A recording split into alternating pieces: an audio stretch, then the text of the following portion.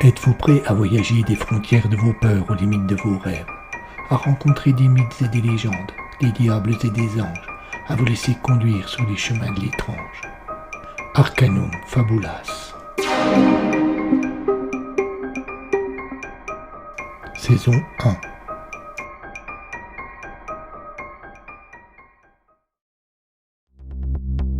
Amalricus, le cire et le loup. Épisode 3.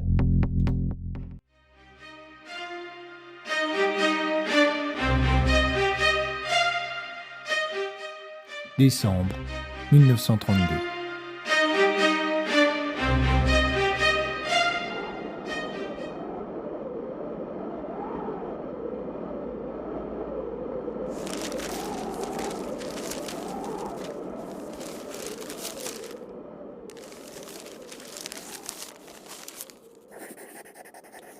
Voilà une semaine que je suis bloqué par la neige dans ce fort immense, complètement seul. Je refais de nouveau des cauchemars depuis avant-hier, depuis que je suis retourné auprès du puits pour voir si tout était en ordre. Je me suis penché au-dessus du vide, il est impressionnant, plus de 120 mètres. J'ai entendu cette voix de nouveau. Elle venait du fond, j'en suis sûr, elle m'appelait. Il faudra un moment ou un autre que j'en ai le cœur net.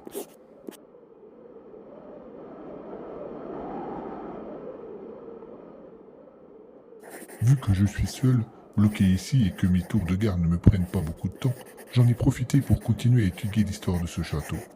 Je ne sais pas pourquoi, mais j'ai le sentiment que c'est là que je trouverai la solution. Les textes que j'ai découverts concernant la petite tour située sur la partie nord-ouest de l'édifice et que l'on nomme la tour du diable me laissent à penser qu'elle joue un rôle dans tout cela. En 1843, lors des réparations de cette dernière qui avait été ruinée par un siège en 1814, il y eut plusieurs morts inexpliquées. Mais ce n'est pas le plus curieux. En effet, Il y eut un bruit, comme un courant d'air, puis un son de verre brisé. Lucien cessa d'écrire. Il redressa la tête, chercha au travers de la fenêtre dans l'obscurité qui entourait le château aux aguets. Mais plus rien. Il se remit à écrire. en effet, Encore le même bruit. Lucien s'arrêta de nouveau. Il se leva et s'approcha de la fenêtre. De gros flocons de neige venaient lécher les vitres. Derrière, il y avait l'ombre du fort, un immense château coupé du monde et dans lequel il se trouvait seul. Il regarda l'heure sur la pendule, 11h30. Il aurait dû faire une ronde il y a plus d'une demi-heure. Il se dirigea vers la porte et sortit dans une petite cour.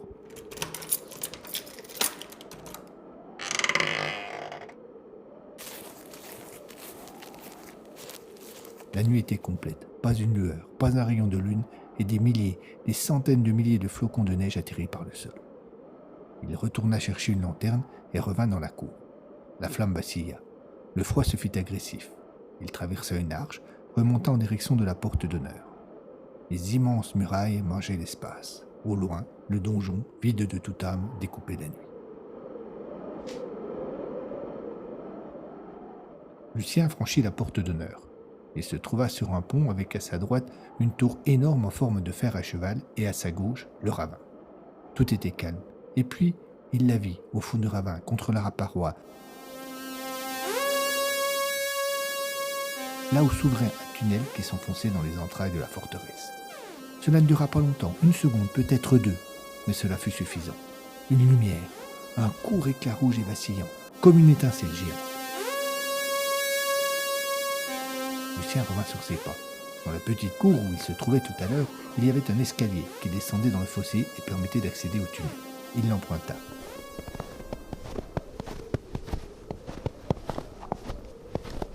Ses deux pieds s'enfoncèrent dans la neige. Il avait du mal à avancer, il était frigorifié. D'abord, il faillit ne pas les remarquer, mais en voulant baisser sa lampe pour éclairer son chemin, il aperçut des pas gravés dans le sol blanc. N'était-il pas seul ? Il ouvrit la grille qui interdisait l'accès au tunnel et s'y engagea.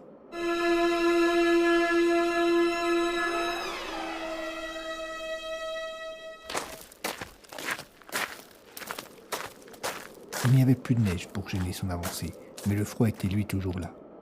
La lanterne laissait dans l'ombre de nombreux coins et recoins, et n'importe qui aurait pu s'y dissimuler pour y attendre la proie facile qu'était Lucien. Il arriva dans une pièce un peu plus grande.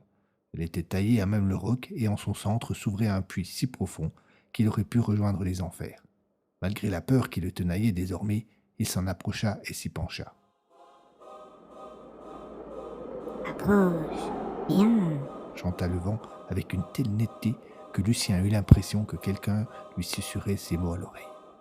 Il fit un bond en arrière et demeura un court instant immobile. Et puis, abandonnant cet endroit sordide, il regagna l'extérieur.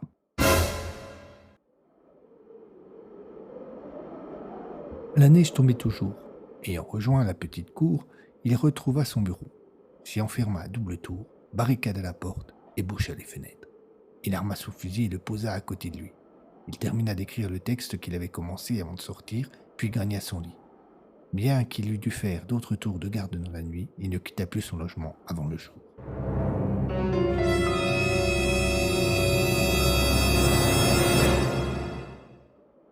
La matinée était grise, la neige tombait encore, mais à la lueur du jour, le château était bien moins impressionnant. Lucien n'avait qu'une idée, mettre les skis et regagner la civilisation au village de Lacluse, au moins pour la journée. Sur les coups de 11 heures, alors qu'il s'apprêtait à partir, la neige cessa de tomber et un rayon de soleil déchira les nuages. Il avait déjà chaussé ses skis et ouvert la lourde porte de fer, mais comme il s'apprêtait à la refermer derrière lui, il se ravisa. Rendu sans doute plus courageux par cette nouvelle luminosité, il décida avant de partir qu'il devait en avoir le cœur net.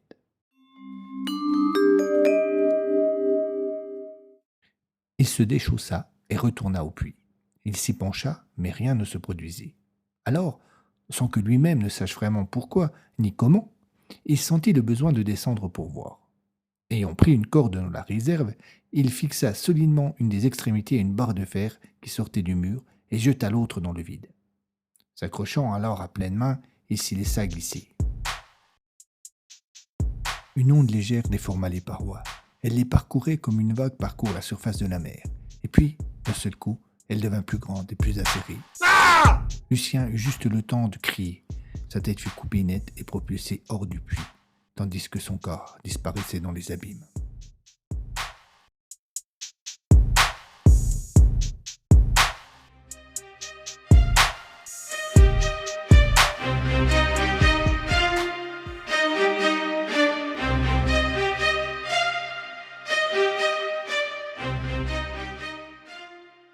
Décembre 1993.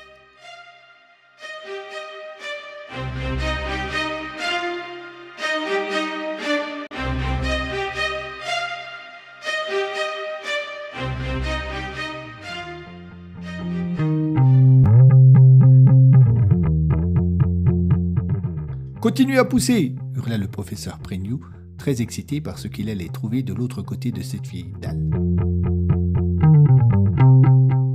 Il y avait des années, et il avait l'impression des siècles, qu'il espérait faire une découverte qui le rendrait célèbre dans le petit monde très fermé des universitaires, des historiens et des archéologues. Alors, c'est sans hésiter qu'il s'était précipité sur ses recherches dans cette vieille forteresse perdue dans un coin de la France, et dont tous les secrets n'avaient pas été encore dévoilés.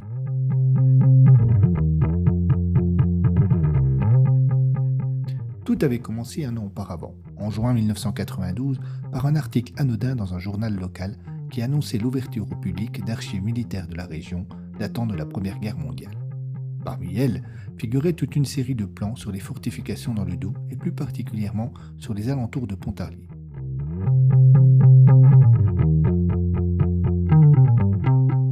Cette petite agglomération de 18 000 habitants, capitale du Haut-Doubs, est située à proximité de la frontière helvétique. Au sud-est de la ville se trouve une cluse qui fut pendant longtemps le point de passage obligé pour se rendre en Suisse. Aux alentours de l'an 1000, fut construit sur un des deux versants un château dont les seigneurs rançonnaient tous ceux qui passaient la cluse. Très vite, ils furent craints dans la région et les gens tremblaient à la seule évocation des sires de Joux.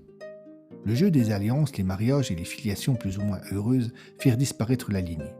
En 1454, le château fut racheté par Philippe le Bon, duc et comte de Bourgogne, et la seigneurie fut rattachée à la puissante maison. La forteresse échoua finalement à Charles Quint, roi d'Espagne, l'un des plus puissants souverains que connut le XVIe siècle.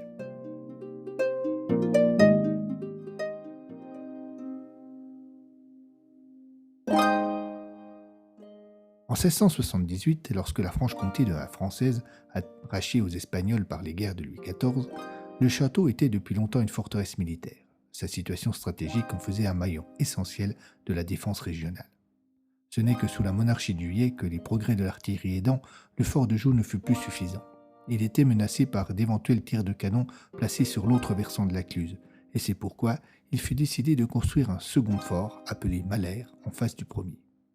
Une légende circulait dans la région, selon laquelle un tunnel reliait les deux forts, et l'ouverture des archives militaires vint la conforter.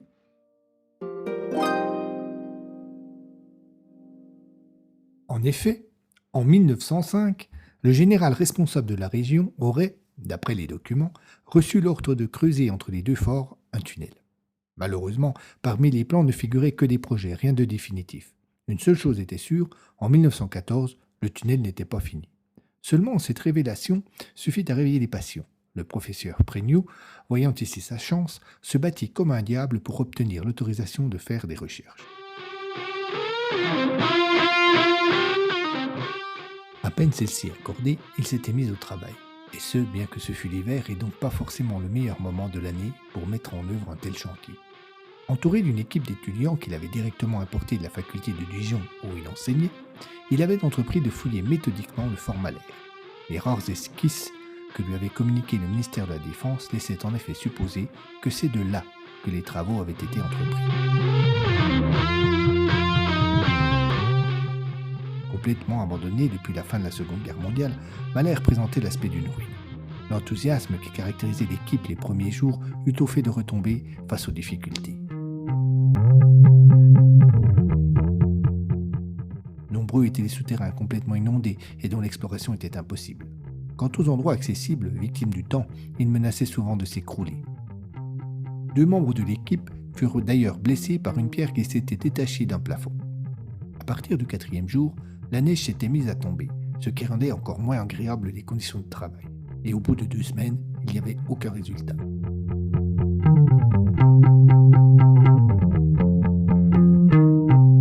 Prégnot décida de changer de méthode. Abandonnant pour un temps les recherches sur le terrain, il avait tenté de rassembler tous les documents possibles sur le sujet. Mais étonnamment, il y en avait très peu, et certains qui pourtant étaient référencés avaient disparu. Cela était toutefois sans compter avec l'étonnante persévérance du professeur, qui finit par découvrir une série de plans signés d'un ingénieur appelé Nief, et qui avait dû travailler au fort de Joux à l'époque. Il mit plusieurs jours à les étudier soigneusement, et l'un d'eux lui apporta une révélation. À Joux, il existe un puits qui, démarrant dans les souterrains du château, descend à plus de 120 mètres.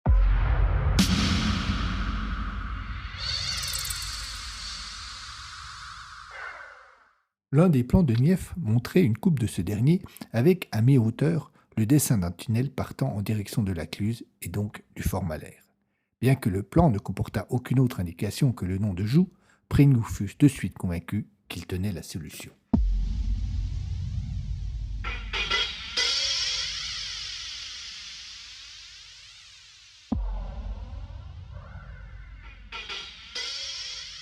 On descendit donc dans le puits avec l'aide d'un club local d'escalade.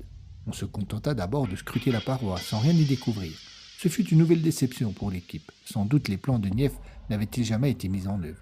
Et puis, l'un des étudiants, un peu plus observateur que les autres, remarqua à peine plus bas que l'endroit où, sur les plans était censé démarrer le tunnel, que certaines pierres n'étaient pas tout à fait de la même couleur.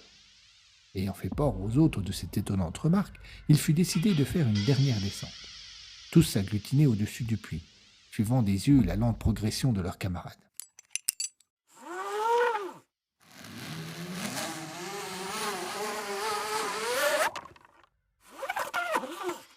Arrivé à l'endroit voulu, il se balança légèrement afin de s'approcher de la paroi qu'il parvint à agripper. Il y planta entre 2 pierres un mousqueton dans lequel il passa une corde et se retrouva de ce fait en bonne posture pour observer le mur. Très vite, il laissa échapper un cri de victoire. Ne pouvant pas attendre d'être sorti pour faire partager sa joie, il hurla depuis le fond. « Nous le tenons! Les pierres ici ne sont pas d'origine! Cette partie de la paroi doit être plus récente! »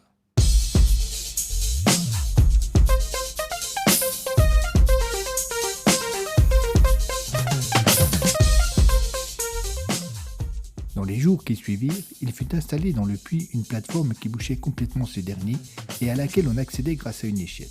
Puis, on démonta soigneusement les pierres suspectes. Apparut alors derrière l'amorce d'un tunnel semblable en tout point à celui qui figurait sur les plans de Nièvre. Mais la joie fut de courte durée. Au bout de quelques mètres, il se terminait par une dalle en béton solidement fixée.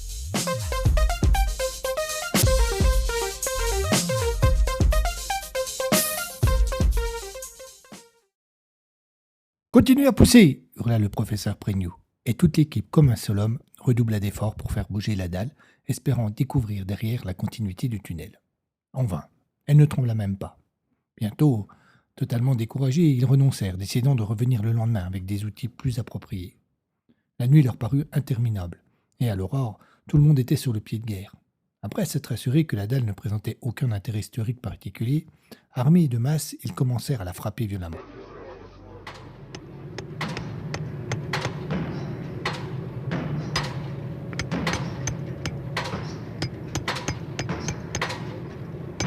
Une bonne heure fut nécessaire avant qu'elle ne cède enfin. Dans un premier temps, la déception de toute l'équipe fut grande.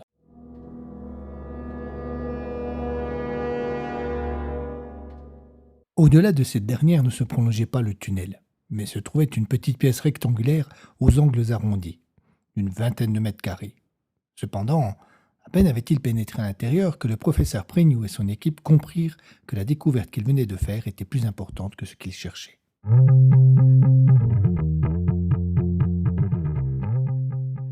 Les murs de la pièce avaient été gravés de symboles et de textes en latin. Au milieu de celle-ci se trouvait un autel sur lequel gisait le squelette en piteux état de ce qui avait dû être autrefois un homme. Visiblement, le tout était très ancien, y compris les restes de récipients en bois qui gisaient dans un coin. Cette pièce devait être un tombeau d'un type unique dont il allait falloir déterminer l'identité du pensionnaire. Prégnoux connaissait enfin son heure de gloire.